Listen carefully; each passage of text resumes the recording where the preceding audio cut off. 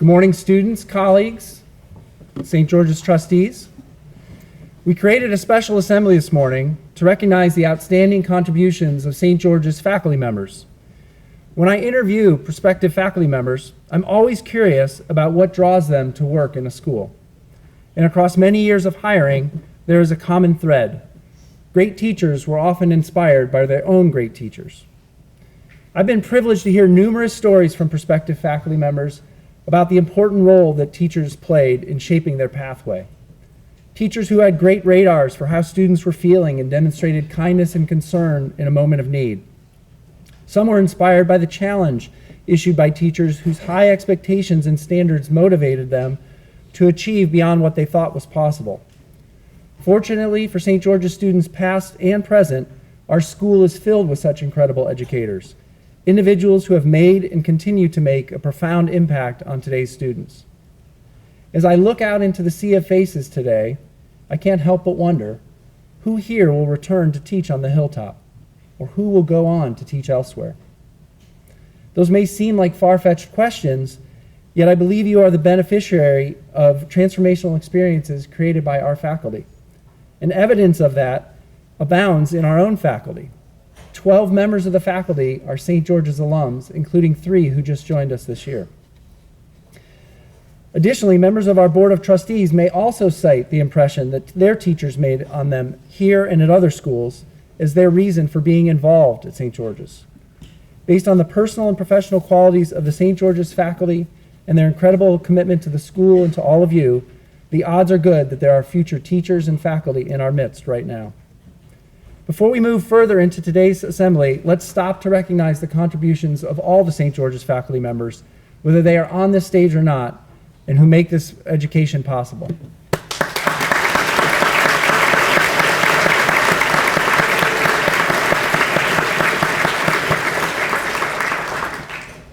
We are surrounded by a remarkable collection of adults, each of whom was motivated by their deep, abiding belief in the power of education and is paying it forward to subsequent generations through their work in the classroom, as advisors, as coaches, and dorm faculty.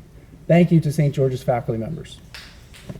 Now we move to recognizing and honoring 3 individuals with endowed teaching chairs, following the retirement of the previous chair holders, Mr. Hansel, Mr. Lewis, and Mrs. Williams last year. Ms. Isom, Mr. Mason, and Mr. Sturdivant, seated here to my left and in the middle, joined a distinguished group of faculty members here on the stage, each an endowed chair holder. On your next trip through Old School, take a moment to stop and read the brief description underneath their photographs. Certainly you will be inspired and you will recognize why they have been honored previously. Ms. Isom, Mr. Mason, and Mr. Sturdivant have each distinguished themselves through their contributions to our school and the lives of our students. Each represent the qualities and ideals that St. George's values in our faculty members. They are dedicated, creative, funny, hardworking. They are models of our core values, and they embody the philosophy of One Dragon, doing what they can to build community, to support students and colleagues, and to demonstrate their investment in the success of each of you and our school. Congratulations to the 3 of you. I'd now like to have the description of each chair read by Ms. Bickford. First, the Watjen chair for Ms. Isom. So Ms. Isom is the new holder of the Joan and Craig M. Watjen 1954 Technology Chair, which was established in 1999 by Craig M. Watjen 1954 and Albert W. Merck 1939 to recognize a faculty member whose leadership in technology encourages and inspires colleagues and students. Ms. Bickford.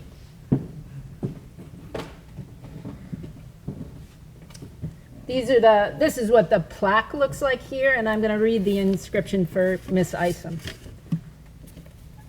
Computer science as a discipline has the power to quite literally change the world, Abby DePalma Isom writes in the opening line of her class syllabus.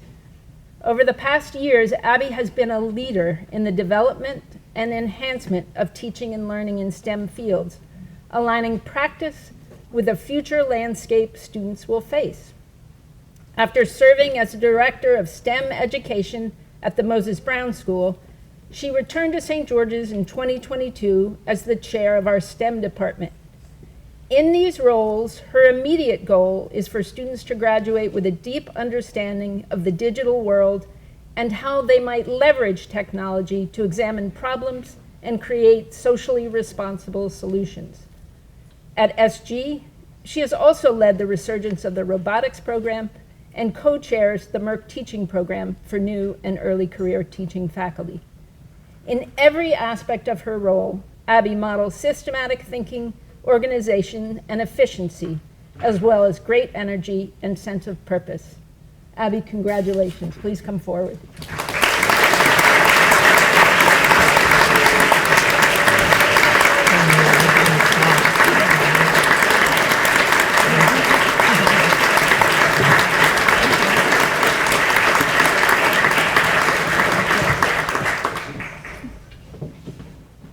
I'd now like to recognize Mr. Mason. Mr. Mason is the holder of the Independence Foundation Chair, established in 1982 to celebrate the art of teaching in its own right, especially as it diverges from administrative or other school duties. Ms. Bickford. Tricky little dance over here. Derry Mason once wrote that his role as an educator is to empower people to be, to accomplish, and to experience more than they think they are able to be and to do. And in over 2 decades as a teacher, he has lived into that philosophy in every aspect of his professional responsibilities, be it in his American Studies classroom, leading strength and conditioning sessions, or overseeing dormitory duty. A graduate of Middlebury College with a master's degree from Sewanee, the University of the South, Derry has a unique way of making hard things seem doable and challenges desirable. In Derry's world, relentless pursuit of mastery is a way of living life to the fullest. He generously shares his own story of challenges and successes, emphasizing the patience and persistence needed to build skills and self-discipline. With humor, compassion, and boundless energy, Derry has spent his professional life helping people. His goal, in his words, to help students realize that they truly do have an inner source of power that can help to support them, guide them, and fuel them on a life of exploration, discovery, and achievement. Derry, congratulations, and please come forward.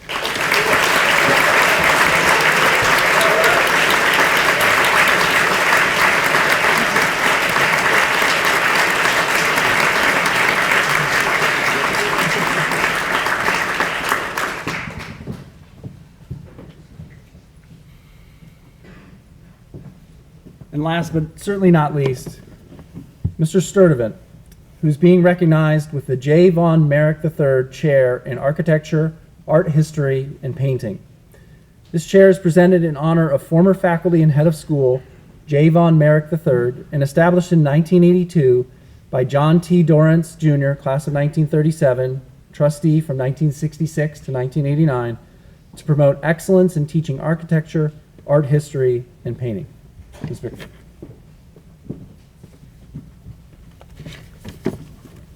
Ted Sturdivant, 96, has long championed the essential importance of art education at St. George's.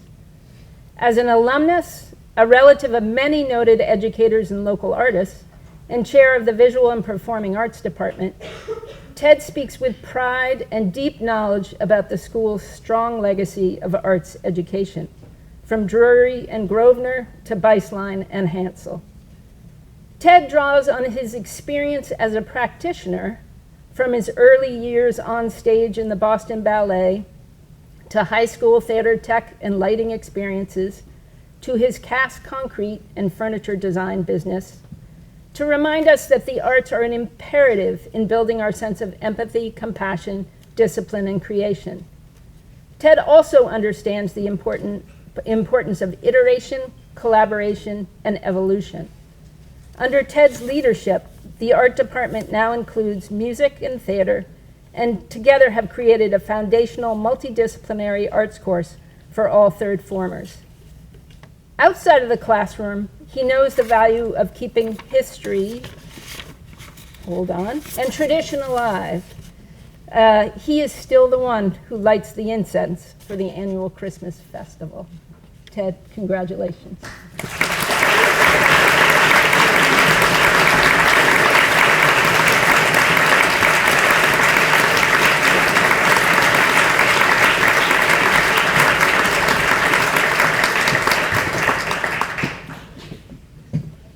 Not one person here, not one adult out there got into teaching for this recognition. They got into it to be around all of you. They got into it to make a difference in the lives of the students they get a chance to work with. So the best thing you can do today and in the days ahead is say thank you. That's all I ask. Find that adult that matters and say thanks for all they're doing for you. Tell them why they matter to you, because that means more than having your picture on the wall, I guarantee it. You have an opportunity to do that outside on the arts patio. There's some cookies and drinks. Our new award winners will be out there in a moment after we take their pictures. But thank you and have a great Friday.